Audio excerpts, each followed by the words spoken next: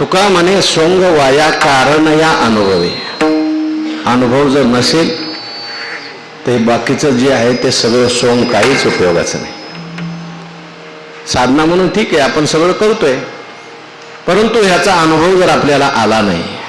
तुकाराम महाराजांनी देवाला हे का सांगितलंय?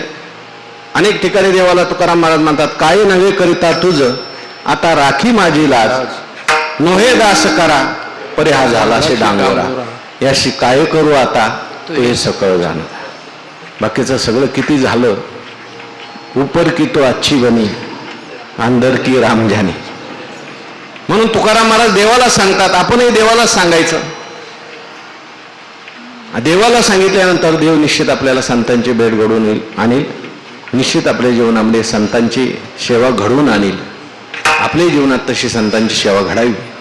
हे काही संत होऊन गेले, ज्ञानोबाराय, तुकोबाराय, नाथ महाराज, सद्गुरू जोग महाराज, मामासाहेब, बंशीबाबा, या सगळ्या संत मंडळींनी सेवा केली.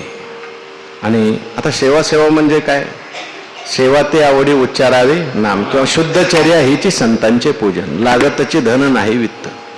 अशा प्रकारे संतांची सेवा जर आपण केली, निश्चितच आपल्याला जे झालेलं ज्ञान आहे ते अनुभव पर्यवसायी झाल्याशिवाय राहणार नाही. ते व्हावं म्हणून त्यांना प्रार्थना करायची.